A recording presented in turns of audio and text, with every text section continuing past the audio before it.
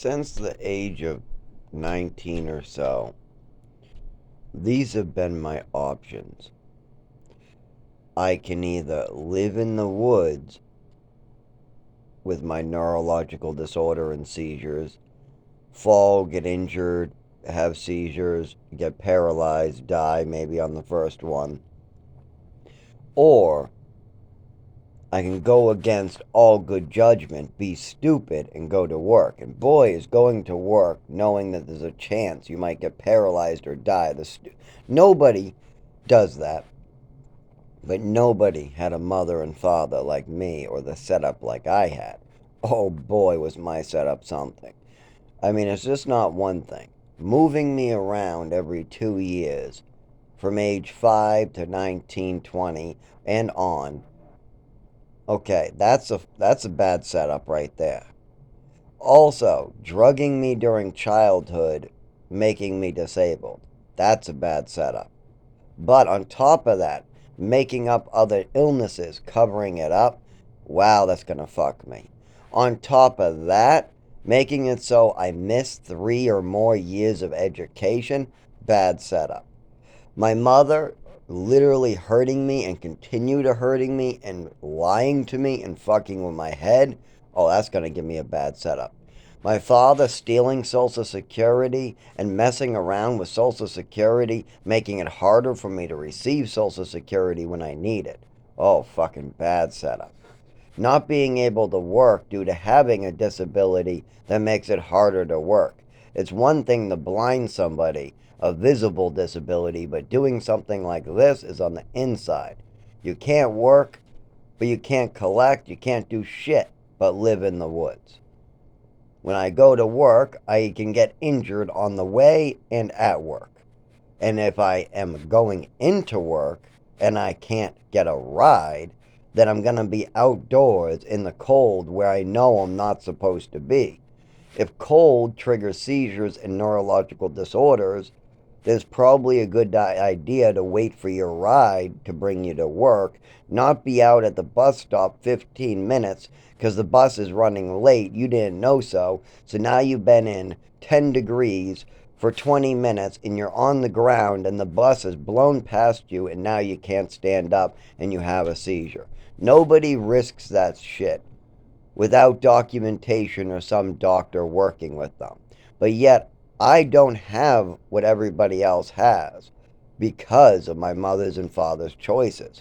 I keep on making good choices to go to the doctor, go to the doctor, go to Social Security, go to work, go to get an apartment, stay sober, go to this rehab facility, go to this group, go see these doctors, and go see these doctors, and be honest about the parts you don't want to be honest about, like when you bleed into your testicles, or how in the last 7 years I had one relapse.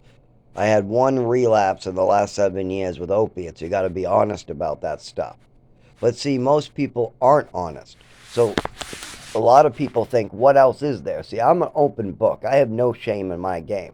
Everything you hear is the truth. There's nothing more to it. But people like my father, they're the type to keep stuff to themselves. They're not going around. If you ask them, hey, do you ever use drugs? He's not going, well, I mix booze with benzos about every night, and then I sometimes go a little overboard, a little early with the wine.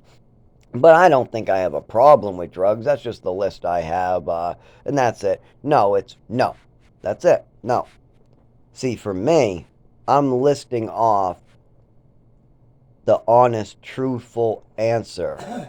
But other people just whitewash it into nope, nope, nope, I don't use any drugs. Meanwhile, they go home that same day, drink 3 to 2 martinis, and take some Ativan, Xanax, or something. I'm not even talking about my father. I'm picturing 3 other people who also smoke weed with that combo. I know 3 individuals who take alcohol with benzos. I know one person who likes to drink one natty daddy, takes a Xanax football, and goes to bed. My father, probably 2 large glass Sapphire gin martinis, so pure gin, and 2 is being nice, and an Ativan. And this other woman likes to take a ridiculous amount of Klonopins, take sometimes a Xanax on top of that. So 2 milligrams of Klonopin, a 1 milligram Xanax sometimes on top of that. And she drinks whatever is not nailed to the ground. So, this is a common occurrence, but these people, oh, I'm sober. I've done what you're doing. I wasn't sober. I'm somebody who admits that he struggled in his early 20s, and I'll always be an addict who has to very much work on his sobriety. And I today have 7 years under my belt with nothing but alcohol with one relapse. And I have over 3 years under my belt with no drugs whatsoever to the point of my last relapse. I have no need for alcohol, and that wasn't even a problem. I just woke up one day and said, you know what, I don't want to drink anymore. I've been drinking once in a while, I don't need it. Smoking, I've given it up for a year. I got to do that again. Right now I'm on the patch. These things need to stop for me, like smoking. I don't have money. So, patch. CBD patch. That's all I'm left with. Isn't that a great list? Isn't that a very simple list? We don't even have weed on there, and I'm fine with marijuana. But yet other people will try to judge who don't even know you. Meanwhile, they get drunk because they drive a nice car or something. Meanwhile, I make a choice not to drive to keep that asshole safe. I'm not driving because I want to. I'm not driving to save my own soul. And I made that decision at about age 20. At the age of 16, I wasn't sure what the hell to do. I had a learner's permit and I was going forward with driving, but nobody was going along to help me. At age 18, I went to get a learner's permit. I was still confused.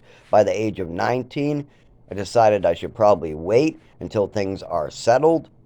My mother's acting crazy. She passes away. Things don't get settled at the age of 20, 21. I'm homeless and I got a lot of problems, and the only medicine I can use to stop the shakes, seizures, and falls is alcohol.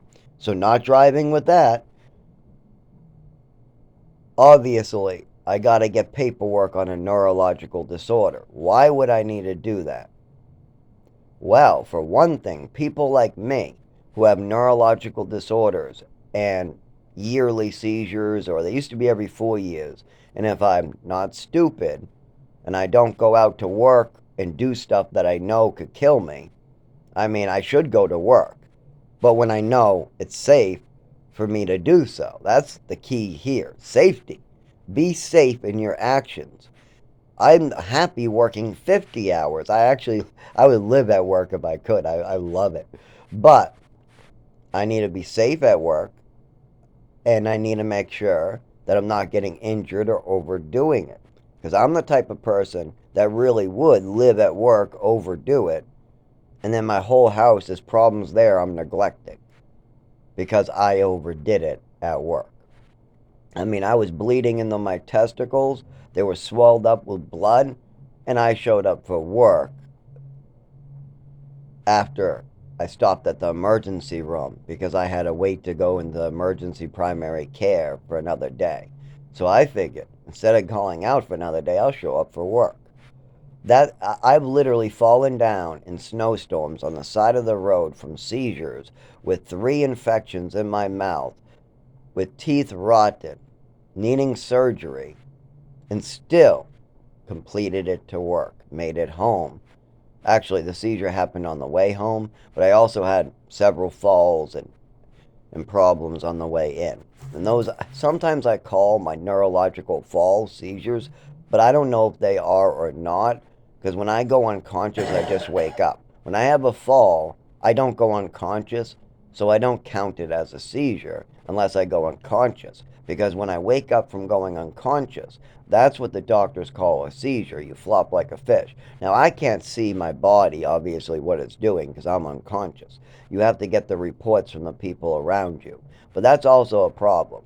My family was never around me. When I was age 9, I was left outside on the top of a mountain of New Mexico while my mother, father, are in El Paso, Texas. My teacher and my doctor are in Westford, Massachusetts. And the staff member in charge of me is in a building on their phone talking to somebody, looking out a window. Meanwhile, I'm behind a tree playing. And actually, I'm not playing. I'm falling asleep, passing out, trying to block the cold wind.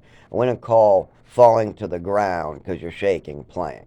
But anyways, they call it playtime when they tell you all to go out. They call it free time, playtime, free range time, whatever the hell staff you get, different names for it. And I just freezing. Who would have got me help during that seizure? Nobody. They actually brought all the other kids in and left me outside for an additional 2 hours because I went unconscious. And because it was so freezing cold, apparently I stayed unconscious. Normally during my seizures, when I shake like that and then go unconscious, I come back to, according to the witnesses, in short amount of time, like 5 minutes or less. But I was everything changed. The whole 2 hours went by, longer, with me just only went out there. They said they did count. They didn't even realize I was gone. What am I doing out here? I don't know. You made me go out here in the freezing cold. My mother made me come up here to this mountain. My father made me come out. You made me go out in the cold. You told me to go post up someplace. I did. And then I fell down. What do you mean, what am I doing out here? I'm doing as you told me. You told me to go freeze my ass off, and I did. My mother told me to take those pills to make me sick, and I did. You told me to go to Texas, and I did. I was told to go to school, and I did. I was told to stop going to school, and I did.